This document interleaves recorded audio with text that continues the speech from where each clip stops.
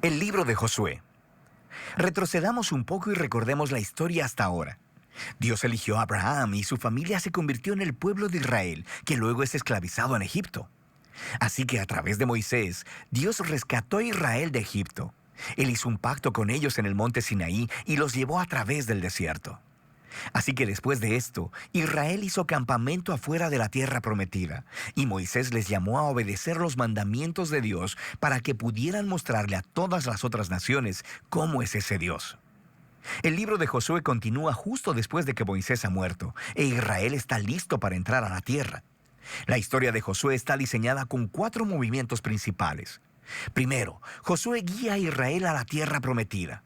En segundo lugar, una vez que están ahí, se enfrentan con toda la hostilidad de los cananeos y entran en batalla con ellos.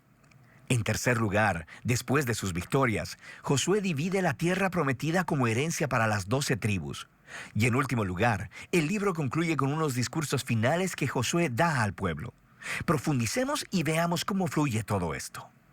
La primera sección inicia con la muerte de Moisés y Josué es nombrado el nuevo líder de Israel. Y el autor intencionalmente presenta a Josué como el nuevo Moisés.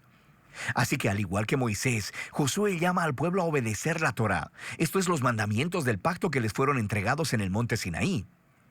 Y luego, Josué envía espías a la tierra, justo como Moisés lo hizo en Números capítulos 13 y 14, excepto que esta vez las cosas van mejor. De hecho, algunos cananeos incluso cambian de religión y deciden seguir al Dios de Israel. Luego, Josué lidera a todo Israel a través del río Jordán hacia la tierra prometida. Justo como el mar se abrió para Moisés en el Éxodo, aquí también se abre el río Jordán y los sacerdotes llevan el arca del pacto a través de él, guiando a todo Israel.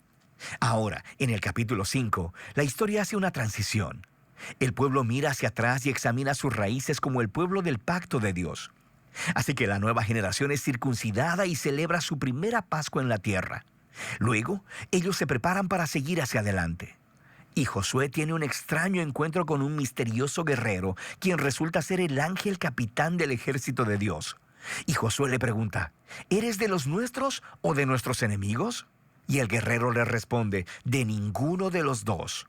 Lo que nos muestra que la verdadera pregunta es si Josué estaba del bando de Dios.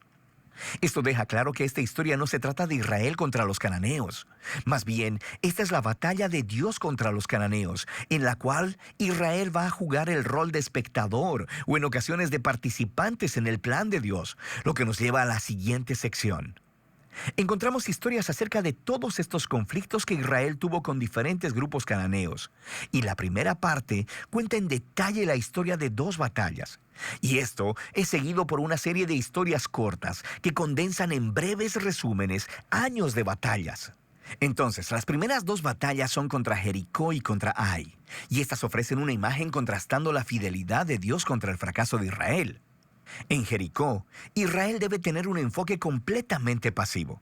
Así que permiten que la presencia de Dios en el arca los dirija alrededor de la ciudad durante 6 días. Y justo como Rahab se volvió al Dios de Israel, tal vez el pueblo de Jericó haría lo mismo, pero no lo hacen. Así que en el 7º día, los sacerdotes tocan las trompetas y los muros caen, produciendo la victoria de Israel. El punto de la historia es que Dios es quien librará a su pueblo. Israel solo necesita confiar y esperar. Ahora, en la siguiente historia de la batalla en Ai, se señala el punto opuesto. Hay un israelita llamado Acán, y él roba de Jericó algunos de los objetos preciosos que solo le pertenecen a Dios, y también miente sobre ello. Esto es algo bastante absurdo después de lo que Dios acaba de hacer por Israel. Así que Israel empieza su batalla con la ciudad de Ai y son completamente derrotados. E Israel obtiene la victoria solo después de arrepentirse con humildad y de lidiar severamente con el pecado de Acán. De manera que estas 2 historias son colocadas juntas para señalar un punto importante. Si Israel va a heredar la tierra, deben ser obedientes y confiar en los mandamientos de Dios. Ellos no recibirán un trato especial. La segunda parte de esta sección comienza con los Gabaonitas, un pueblo cananeo. Y ellos hacen justo lo que Rahab hizo, volverse al Dios de Israel y hacer paz con Israel. Esto contrasta con los otros reyes cananeos, quienes empiezan a hacer alianzas y coaliciones porque quieren destruir a Israel. Así que Israel lucha contra ellos y los vence aplastantemente. De manera que toda esta sección termina con una lista que resume todas las victorias de Moisés y de Josué. Ahora, detengámonos un momento, porque es probable que te molesten estas historias y la violencia que ellas contienen. Y si eres seguidor de Jesús, no podrás evitar preguntarte, ¿no dijo Jesús que amarás a tus enemigos? ¿Por qué aquí Dios está declarando la guerra? Primero, ¿por qué los cananeos? Las razones principales se nos dan con anterioridad en la historia bíblica. Porque la cultura de los cananeos se había vuelto moralmente corrupta en extremo, especialmente con respecto al sexo. Mira Levítico capítulo 18. Además, también practicaban ampliamente el sacrificio de niños. Mira Deuteronomio capítulo 12. Dios no quería que estas prácticas influenciaran a Israel, así que los cananeos debían ser destruidos, lo cual genera una segunda pregunta. ¿Ordenó Dios realmente la destrucción de todos los cananeos, algo así como un genocidio? A primera vista, esa es la impresión por las frases utilizadas en estas historias. Los destruyeron por completo, no dejaron sobrevivientes ni nada que respirara. Pero si das un segundo vistazo más de cerca, te darás cuenta de que estas frases son claramente una hipérbole y no literales. Así que regresa a los mandamientos originales sobre los cananeos en Deuteronomio 7. Primero se le dice a Israel que expulsen a los cananeos y luego que los destruyan totalmente. Y estas instrucciones están seguidas de mandamientos sobre no casarse ni hacer negocios con ellos. No puedes casarte con alguien que has destruido, así que ya entiendes el punto. La misma idea aplica a las historias en Josué. Míralas de cerca.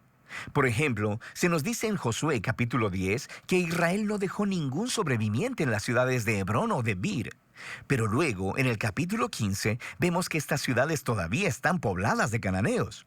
Así que lo que vemos es que la narrativa de Josué cuadra bien con otros registros antiguos de batallas al utilizar lenguaje hiperbólico y no literal como parte de su estilo narrativo. De manera que la palabra genocidio no encaja con lo que vemos aquí, especialmente a la luz de las historias de los cananeos que sí aceptaron al Dios de Israel, como Rahab o los Gabaonitas. Dios estaba abierto a aquellos que se volvieran a Él. Una última cosa que debemos considerar es que estas historias marcan un momento único en la historia de Israel. Estas batallas estaban limitadas a un puñado de pueblos viviendo en la tierra de Canaán. Con todas las demás naciones, Israel estaba llamado por Dios a buscar la paz. Mira Deuteronomio capítulo 20. Así que el propósito de estas historias de batalla nunca es decirle al lector que vaya a ejercer violencia en el nombre de Dios. Más bien, estas historias muestran a Dios llevando su justicia sobre la maldad humana en un momento especial de la historia y de cómo Él libró a Israel de ser aniquilado por los cananeos. Ahora, regresemos al diseño del libro. Después de años de batallas, vemos a un envejecido Josué y quien empieza a dividir la tierra entre las 12 tribus de Israel. Y la mayor parte de esta sección es una lista de fronteras. Y seamos honestos, es un poco aburrida. Es como leer un mapa que no tiene imágenes. Pero para los israelitas, estas listas eran muy importantes. Este era el cumplimiento de las antiguas promesas de Dios a Abraham, de que sus descendientes heredarían la tierra prometida. Así que ahora todo estaba sucediendo hasta el mínimo detalle, lo que nos lleva a la sección final. Josué da 2 discursos al pueblo. Son muy similares a los discursos finales de Moisés en Deuteronomio. Josué les recuerda sobre la generosidad de Dios, cómo Él los trajo a la tierra prometida y los rescató de los cananeos. Así que les llama a alejarse de los dioses cananeos y a ser fieles al pacto que hicieron. Si así lo hacen, esto los llevará a la vida y la bendición en la tierra. Pero si son infieles, Israel mismo hará que caiga sobre sí el mismo juicio divino que experimentaron los cananeos. Serán expulsados de la tierra hacia el exilio. Así que Josué deja a Israel con una decisión pendiente. ¿Qué hará Israel? Esta es la gran pregunta que surge mientras la historia termina. Y este es el libro de Josué.